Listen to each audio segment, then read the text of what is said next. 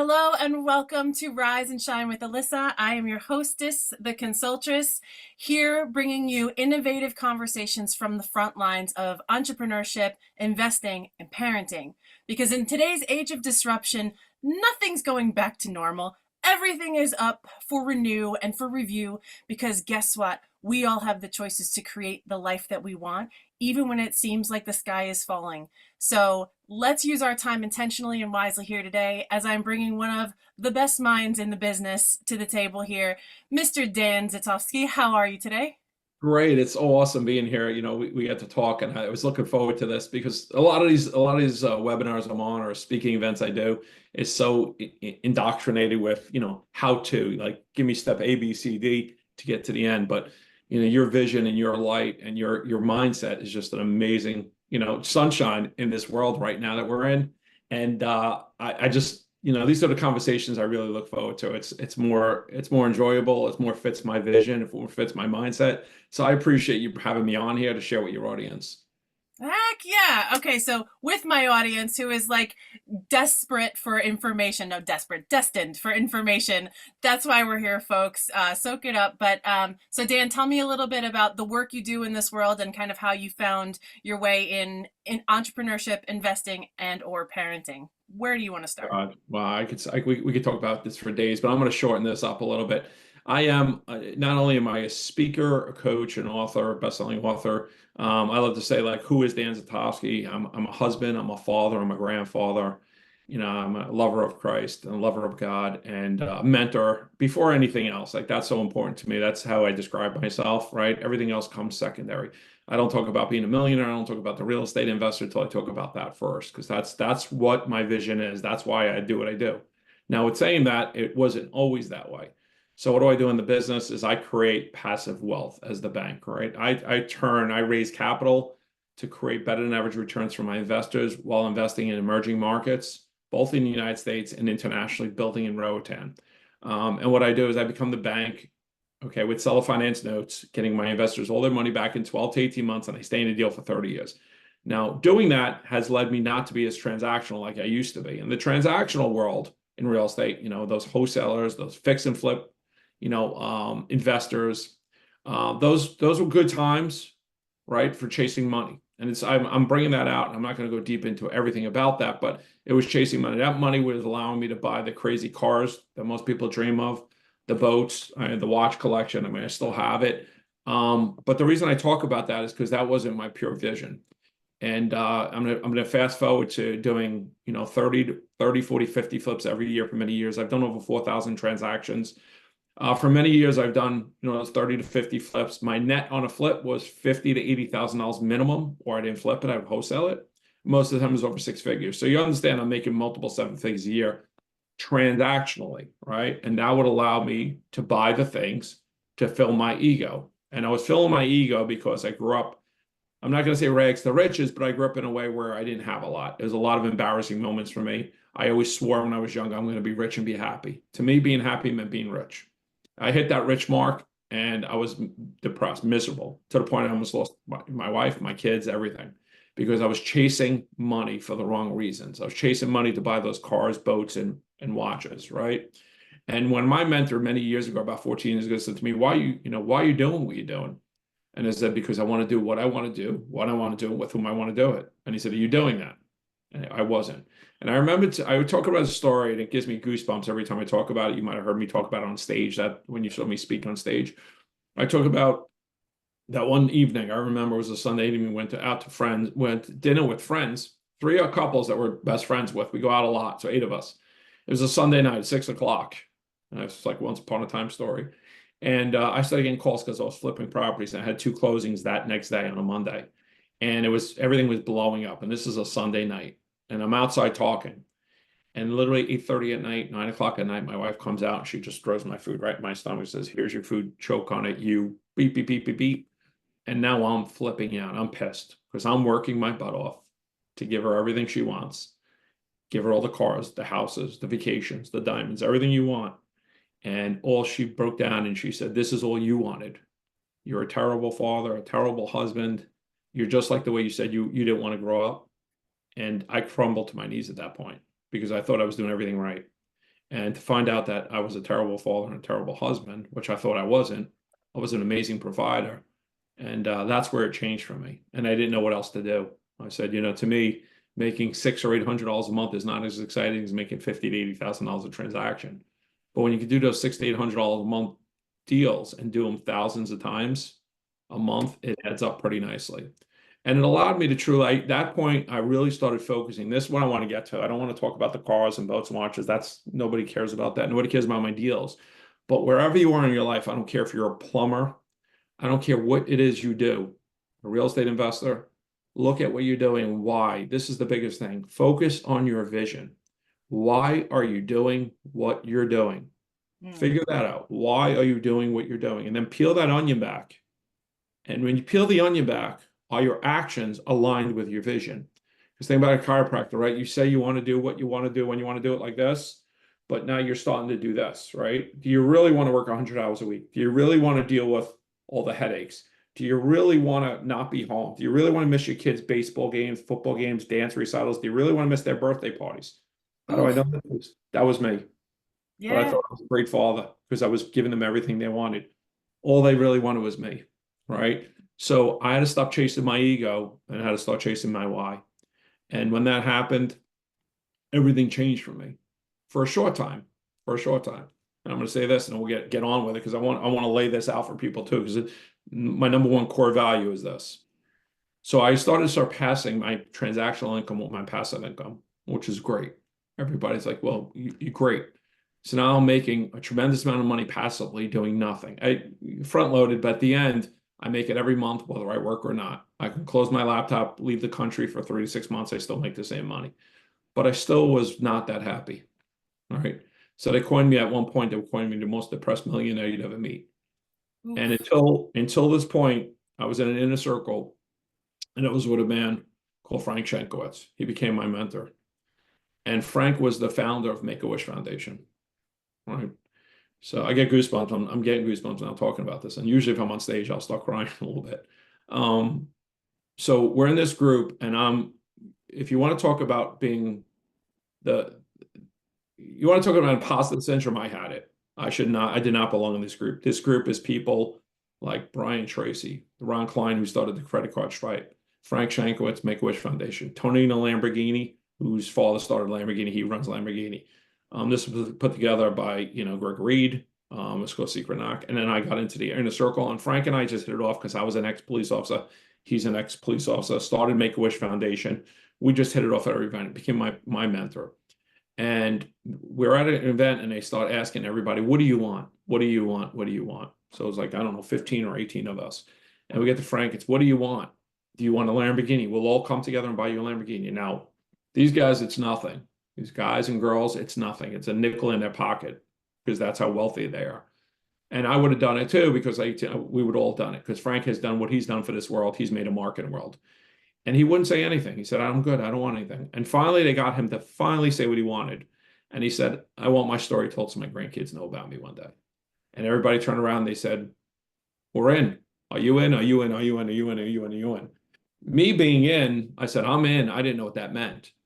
That meant bringing a little over $1 million to the table that we all had to bring in to put this movie on. The movie's out now on Netflix called Wishman. Well, his story was told. Frank got a star in Hollywood. He had a red carpet premiere, and his story was told. It's on Netflix. He got to see it, and then he recently passed away. About 2 years ago, he passed away. So I'm getting goosebumps now talking about this. I'm like, feel the chills, right? And it was hard for me because he became like my father figure, my grandfather type of figure. And I got to put that on, and I put the money up, and we brought people in, and we raised money, and I lost every dollar. It was the best investment I ever made. But from that point on, it's the best investment I ever made because it changed my life. And that's when I realized that the only thing that truly made me happy and my purpose in life was abundance, living in abundance.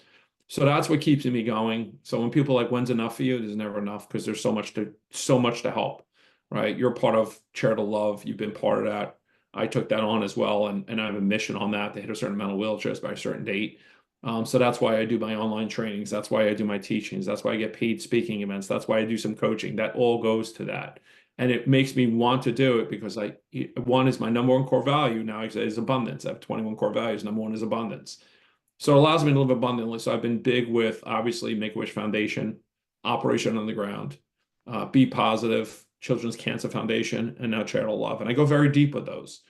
And it kind of gives me that inspiration to keep going. Where I used to, do these deals to buy the most ridiculous cars, to buy a watch collection. And now, that's great. A car is good until it loses the giggle. But every time, we were together, I think we came up in the group with like over $70,000 for wheelchairs. Yep. That giggle never wears off. So I'm saying this because I see so many people in the industry that they lose their way. They lose their vision. They'll say it, but do they really mean it? So I'm hoping by listening to this, somebody sits down, they sit down with their, whatever it is, their kids, their spouse, their boyfriend, girlfriend, their partner, their friends, and they really look in the mirror and they say, what is our true vision? What is our core values? Right? And another thing I tell people, I talk about is like, write your own eulogy. What would somebody say about you? What do you want to leave in this world? How do you want to leave this world, right? There's so much you mentioned in the beginning in your intro. There's so much going on in this world. And I talk about it all the time. It's like, we got to get back to loving each other. We got to love each other as Americans. We got to love each other for the goodness in what we have. We got to help each other. And we've gotten away from that. We really have gotten away from that. So you could truly make that difference. So I'm gonna there's so much in there about like follow your why, refine your vision, but when these are just platitudes that don't land for someone, when it's like, yeah, that's great, follow your why, and someone who is in the middle of gutting it out and doing the transactional nature of whatever life is, whether that is doing the thing of parenting or doing the thing of investing or running their business, there's also this other side and this other piece, which I call like the 90% of the iceberg below the water surface, which is the being part. Who are you showing up as in terms of how you're exemplifying leadership, how you're coming to the table to treat people? Because everybody has a bag of complaints. We can all point fingers and say, what's wrong with this world? What's wrong with this place? What's wrong with this race? And we could come back to ourselves and say, well, I'm not that because. And what that creates is a dissonance between who you say you are and the things that you're participating in. But when you come into the being space and when you measure that and you intentionally focus on it, that is when things come to life, so that the tactical, practical doing pieces are imbued with meaning. There's more harvest. The better it is, the better it can become. Sure. So when you're talking about like folks that are in that grind, a lot of times we hear this rags to riches type of story where it's like, I bled for 77 years and then eventually I was happy, right? That's like the narrative out there around what it takes to be quote unquote a success. When you hear yourself speaking through your story around that pivotal moment when you realized all the things that you were doing were creating and providing for a measure of financial livelihood, the things that I hear you say that were missing were the interpersonal relationships, the reasons why you were focusing on being a provider underneath all of that was because you love your family. So when you flipped the script and you thought, well, I love my family, so what would I be doing if I were doing truly what I say that I want? And I think that's the eye of the needle that a lot of people have difficulty translating or coming through. So what would you say to someone who's out there gutting it out, doing the doing of their business and, having a rough time? What would be like one piece of advice or one place to look to become part of that abundance mindset? Well, the biggest thing, and there's a lot you said in there, and I love that you're aligned and you kind of understand what I'm saying, where I'm coming from, right? And as you were saying it, things were coming to my mind, right? And it's like, man, I'm thinking of my kids right now, and I'm thinking of how, I have three children. My youngest she's a junior in college and nursing school. The other two are older, and I have two grandsons. And I'm thinking to me, like, how do I want them? The whole time it's like, I'm thinking of all these people I've done business with, all of the students I've mentored, all of the people I've trained, all of the stages I've been on. I must have spoken in front of 100,000+ people in all the stages I've been on. How have I impacted them? But who is really the most important people in my life? And it's my family, right? My wife, my kids, my grandkids, right? How am I impacting those people? So the problem is we get so caught up. Everyone gets so caught up in imposter syndrome, in being somebody else, right? Dan, how do I do what you do? And I always say, don't worry about Dan Zitofsky. I'm already done. Worry about yourself. What is important to you, right? Figure out what's important to you. And if you ask most people, they're going to tell you one thing, and their actions are going to be totally different. And I got to say, like when my kids, like my two older kids, yes, they're older and they've done some great things. But my younger daughter last year, who's the most shy person I can meet, she's a tremendous student, nursing student, Dean's List. She's, probably the best student of my three kids. They were all good, but she's the best, right, of the three kids. She takes the most consistent action. She really cares about the grades, but she's a shy girl. But she got involved in the Be Positive Foundation at college, and it's for children's cancer, which I love. And I'll talk about they watch you. You could talk all you want, but they watch what you're doing. And she got in and she made a crazy goal of her. She goes, she's very shy. She goes, Dad, I'm going to try to raise $500. And I said, well, that's great. That is great. I'd love to see you do it.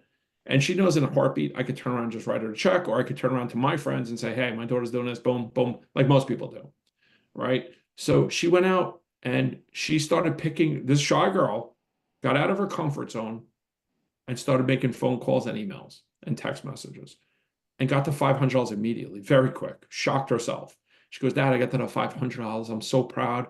She goes, you know what? I got that so easy. I'm going to try to do 1,000. I'm like, you got this. I gave her all the positive mindset, the positive reinforcement. And I was so proud of her at 500. She said, I'm gonna get to 1,000. I said, she goes, you think I could really do 1,000? I said, I'm pretty sure you can do it. Pretty sure you can get it done. And if not, you'll figure out a way to, and the only thing you can do is try. And she said, she did it. And she said, I should got to 1,000. She goes, you know what? I'm going to go crazy. I'm going to try to get to $2,000. And she goes, I might need some help. I said, here you go. If you get to $2,000, Lex, I'm going to match you.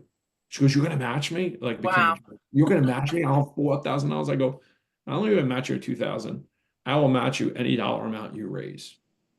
And she goes, oh my God, Dad, if I get to 5,000, you got to write a $5,000 check. So, Woo!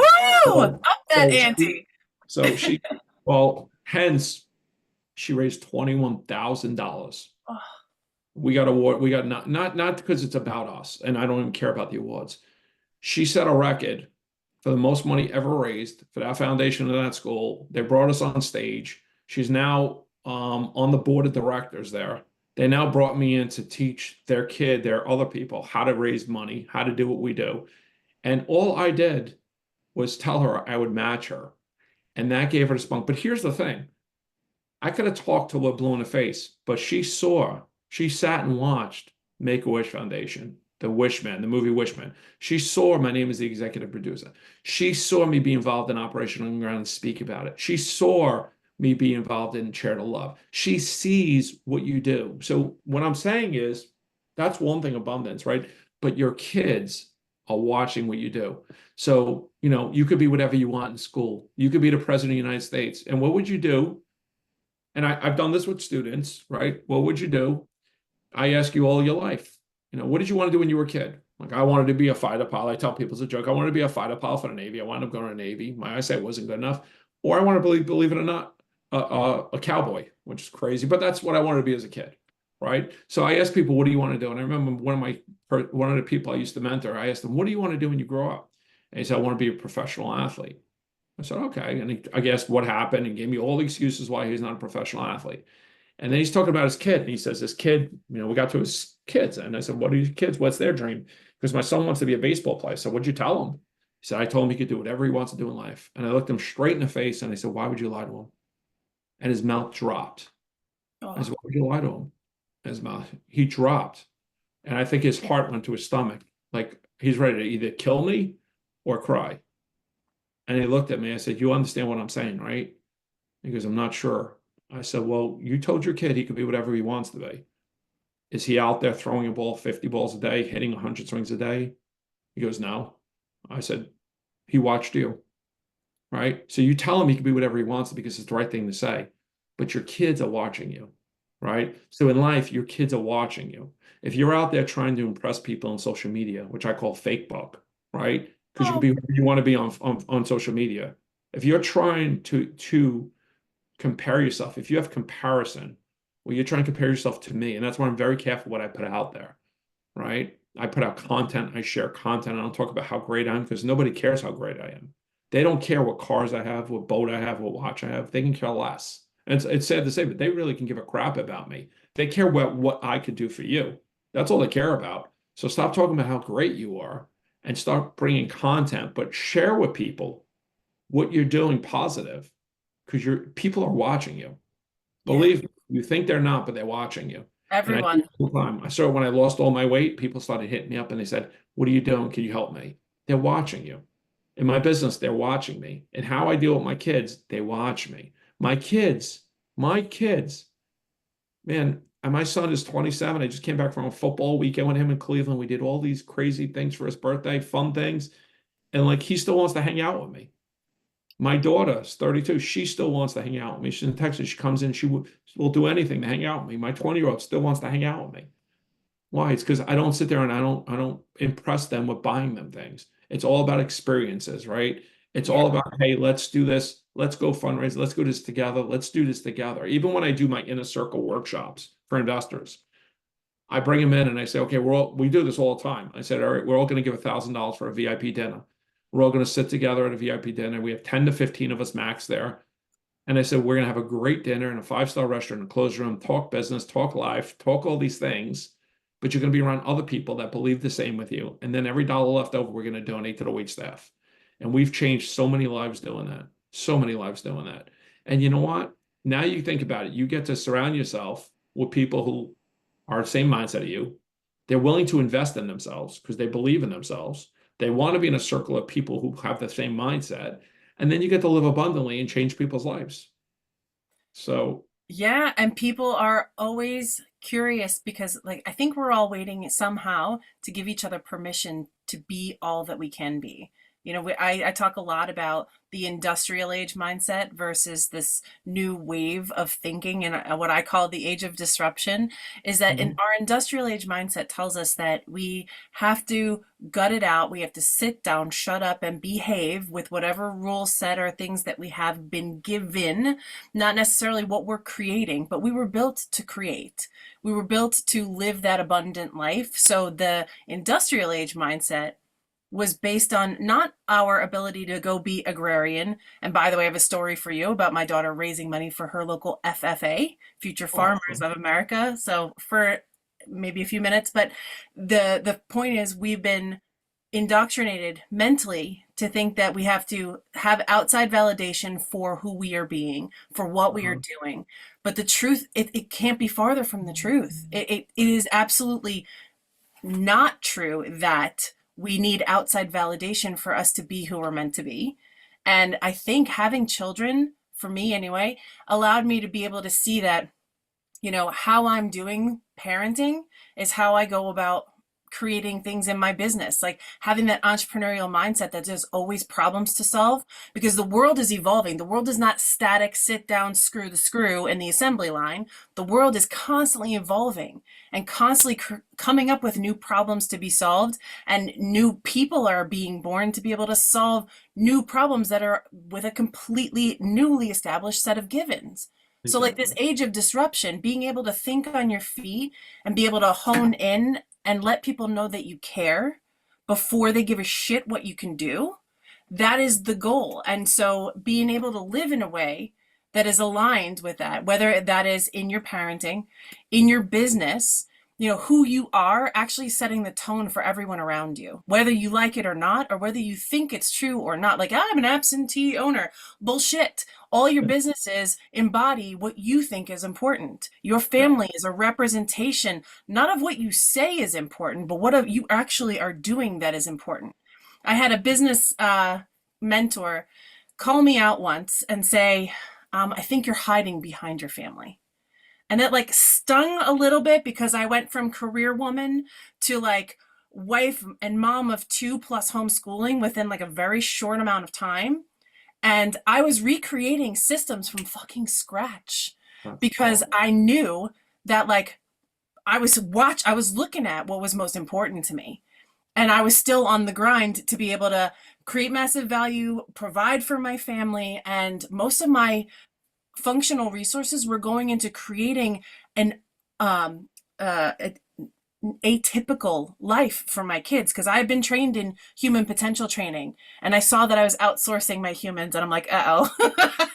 I'm gonna Right. have to create this mindset for them and like seed it and grow it and plant it right here. So like, my business suffered a bit as I was, creating a whole new paradigm for family. But like you were saying, what I was doing showed my values, not necessarily the results in my books. And you said something as you were talking, right? You started talking about like we're set up to like follow these rules and how, it's industrial to now. And I could have bet at that point I didn't know this. And I was just going to mention it when I spoke again about, homeschooling, right? And you mentioned I could have almost guaranteed you were homeschooling your kids without even knowing it because I go back to this and I said you mentioned about the industrial, right? And the way we're being taught these days and the way our kids are being indoctrinated these days is absolutely terrible. And I say this all the time. I said, and I have these conversations, and my youngest daughter is like, Dad, if that happened, you would kill me. And I'm like, well, let's be honest, right? You go to school, and in school, like, and I'm not, this is gonna bring probably people gonna start messaging and say, what's this guy saying, right? I don't have young kids anymore, but if I did, I'd homeschool them, right? But you go to school. Well, you have to ask permission to go to a bathroom, right? Here's where the worst part is about what I think about school, right? You go to school, people are teaching you that really aren't educated in certain aspects to teach you about life. If you have a problem in school and you and your partner sit next to you, work on the problem together during a test, what happens? It's Failed. You it's got to do it cheating. by yourself. No, Yeah. but it's cheating. So that's Yep. not how the world works, right? That's not how the world works. So we're not really setting our kids up properly for the way the world works. And the problem is it's gotten so static is the word I could say. This world's become so static. The kids coming out and the millennials that have come out are so good with technology, which is not a bad thing, right? Technology is great, but it's become so static, right? There's no, and you mentioned it a little bit, there is no relation. It's all about a sales driven, transactional this world. And how I build my business, people are like, how do you do it? They ask me all the time, how do you raise so much private capital? How do you sell so many of your turnkey rentals to investors? How do you get them? I said, because I believe the most important thing in my business I believe in, take this to the bank, is relationship capital, not Yep. private capital, it's relationship capital. I never start a conversation with trying to sell anybody. And if I go to my social media, my LinkedIn messages, my Facebook messages, my Instagram messages, every single one of them is a sale. The first conversation, it's the typical, hey, we're in the same groups. We do the same thing. Maybe we should get on a 15-minute call. Or I could sell you this and I can guarantee you this. It's not even, you don't even know me, right? So you don't know that I don't do what you're doing. You don't know what I do. You didn't take a minute to learn about me. It's not like, hey, can I hop on a call with you and see how I can bring you value? And in my world, I wouldn't even do that because I would actually research you if I really wanted to get to know you and say, I know you do this, this, and this. I can help you with this. If you ever need help, let me know about this, this, and this. Take a few minutes, right? Don't worry about being so transactional. Don't worry about get rich quick. Don't worry about having to hit 50 people a day on social media. Rather hit 10 people a day and make real, genuine conversations. And that's social media, but take that into life. Take that into life, right? If you do the same thing in life, your business will explode. Whatever that means, the business will explode. If you're in business, if you're a real estate agent, and somebody calls, you make sure you return those calls. If you can't pick up the phone, hire a virtual assistant to pick up the phone, right? If you say you're going to do something, always do it. If somebody in your network, you truly care about them and it's a special day for them, act like you care about them and don't look and say, what's in it for me? Don't have that whiff of attitude. Really look out for the other people. And the problem is the way schools are working now, everything is technology. Nothing is, I feel bad for kids that have to come out and negotiate a contract with their mouthpieces because you can't text message to negotiate a $10 million contract. Otherwise, it's going to be transactional. It's going to be the highest and best offer. But when we can actually solve problems and we can actually listen to people, and that's how I build my business is I listen to people and I solve problems. I always love on them and look out for them first before myself. And I always stick by, it's always people before profits. So you hit the nail on the head when you said that, and it goes deeper than that. I could keep going. We could have I could write a book just on this, just on Yeah, this, we should. just on this one topic. And Right. as we were talking, I said, I can guarantee you, she's got her kids homeschooled. In my head, I said, because of what you were saying, because Yeah. it's just, and you got to be careful. Like, once again, schools are not there to babysit your kids. You are raising your kids, not teachers. Teachers, they're phenomenal. I know some phenomenal teachers. It's a shame that they're stuck not being able to teach what they should be teaching, but they're teaching what they have to indoctrinate these kids with. And I'm going to say that, and I know that to be true because I have teachers in the family and I have grandkids that go to school, so I understand how that works.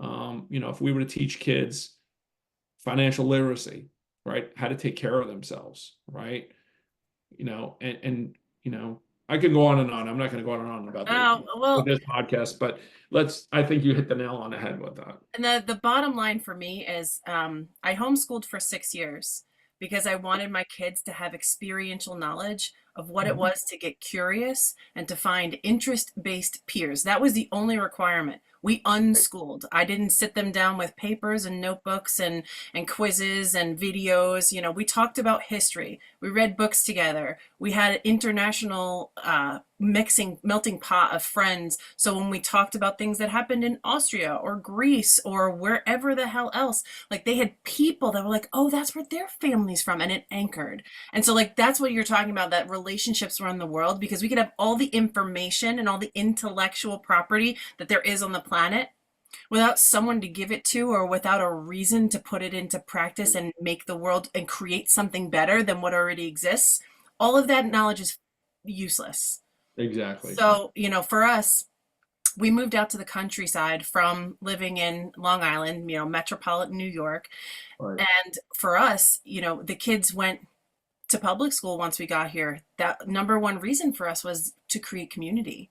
Like, Uh, yes, we want you to apply yourself and do the best you can in those situations, but also like, how are you engaging with people? And I feel like I've given the kids this foundation of knowing themselves and knowing how they relate to people, so that given any circumstance whatsoever, they could train up, learn quickly, and then adapt.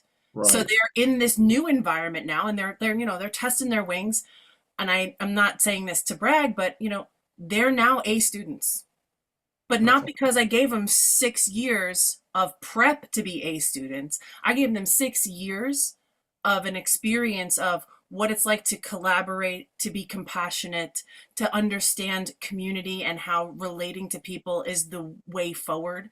And so I'm very proud of what they're doing. We live now in a rural community, so we did the things like raise the goats. We got goats last year, and they were in our what we had as a garden plot that became the goat pen. What that's we awesome. my daughter raising capital, fundraising for the FFA. I said, well, you have a goal, you want to raise just like your daughter, $500 of fruit she wanted to sell. So she went out, and I walked with her. We knocked door to door around up and down our road, and she got to the 500 mark and was like, well, I think I could get to the 1,000 mark. So we did that. When it came to distributions, like I was along the way helping her with the systems and the data to figure out how to get people what they actually ordered, so she wouldn't have the mishigas of, chaos at the Sure. end. But at the end of the day, that was so encouraging for her. She got the Star Discovery Award at the end of the year because she involved herself in every piece of it, because she loves it. She loves animals. She loves being able for us to homestead, because, food certainty is a question mark in our future. So, being able to involve yourself in stuff that you are interested in and passionate about, to me, that's what is seeding her entrepreneurship. And for my son too, being able to socially engage, because he is a social butterfly, being able to have a place where he can like make friends and try things on and be goofy or be serious, or whatever the range is in between. That's the stuff. Like, and I go back to this mentor who was like, are you hiding behind your family? And fast forward, like the answer is no. I Right. was not hiding behind my family. Sure, I probably could have done more, could have hustled more, but you know what? The relationship that I have with them right now, they're going to be the change makers that Exactly. influence the next generation of people, because they're not going to think the same way. Right. And that's what we have to do. That's where this conversation goes back to, right? It's like we have to make change makers, right? If you really say to me, you're doing this for your family, your kids, your grandkids, your spouse, are you really doing it? And you know how you said, like, we have a lot of people, and you probably seen it too, right? They refuse to let their kids fail. Like I'm okay with my kids failing. I'm okay with it because they're going to learn from it, right? That's maybe the hard life I was dealt is where I am today. And I constantly have to think like that, that if I had it easy, maybe I wouldn't be where I'm at today. But you know what? You didn't do it for your daughter. Like she did it, you helped her. My daughter did it, I helped her. My other daughter did things, I've helped her. My son did things, I've helped him. I see too many times parents are refusing to let their kids fail. But failing is you don't actually, in my eyes, you don't fail or you're not done until you quit, till you completely give up. And just getting knocked down, that's life, right? And learning how to get up and keep moving forward, that makes you go from good to great. And that's a life lesson that you'll never learn anywhere else, right? Because it's okay to fail on a project. It's okay to not get a good score on a test. What's not okay is your efforts, right? If you don't give those efforts. And in life, it's the same thing. It's okay to do a business and it doesn't make any money, but you got to learn from it and got to move forward. But too many people, and I see this all, listen, I see this more, if anything's more black and white to me, it's this. It's that people, right? They get online, they think very transactional. They think they're successful because they bought the nicest thing. They go online, they feed their egos, right? I'm great, I'm feeding my egos.